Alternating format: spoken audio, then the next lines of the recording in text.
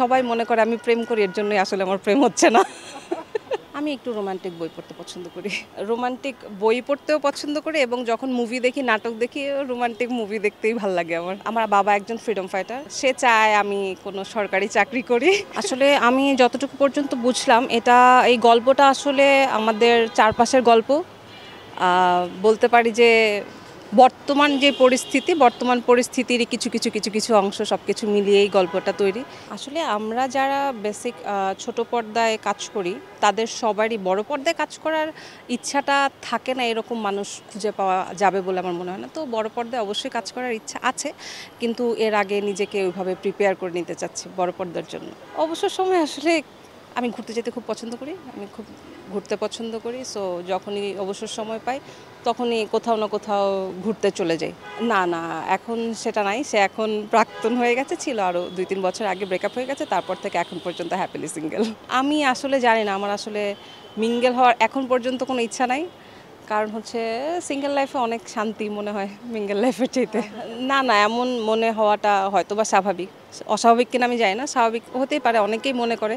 কিন্তু আসলে এই যে একটা মাঝখানে ফেসবুকে খুব মিমস ছিল না, যে সবাই মনে করে আমি প্রেম করি, এর জন্যই আসলে আমার প্রেম হচ্ছে না।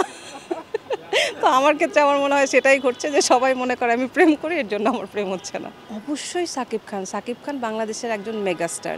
তার উপরে তো কোনো বাংলাদেশে স্টার বলেন, হিরো বলেন আছে বলে আমার মনে হয় না। সো সেক্ষেত্রে না, যে পরিস্থিতি যাই হোক, অবশ্যই সেটা সাকিব খান। আমি সাকিব খানকে বেশি পছন্দ করি, সো সেক্ষেত্রে সাকিব খানকেই চুজ করব। আমি একটু রোমান্টিক বই পড়তে পছন্দ করি।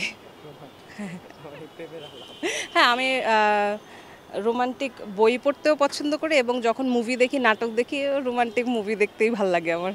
মানে অ্যাকশন মুভির চাইতে আমি রোমান্টিক মুভিটা এনজয় করি। পাশাপাশি থ্রিলারও এনজয় করি।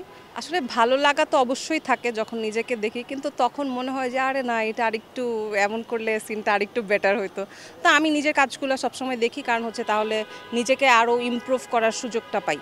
আমি সবার সাপোর্ট পেয়েছি। আমার আম্মু, আব্বু সবাই খুব ফ্রেন্ডলি এবং সবার পক্ষ থেকে আমি খুব সাপোর্ট পেয়েছি। আমাকে আটকায়নি কেউ। তবে আমার বাবা একজন ফ্রিডম ফাইটার। সে চায় আমি কোনো সরকারি চাকরি করি।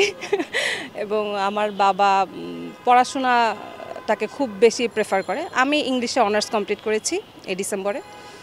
তো আমার বাবা মিডিয়াতে কাজ করার চাইতে প্রেফার করে আমি যদি কোনো গভর্নমেন্ট জবে ঢুকি।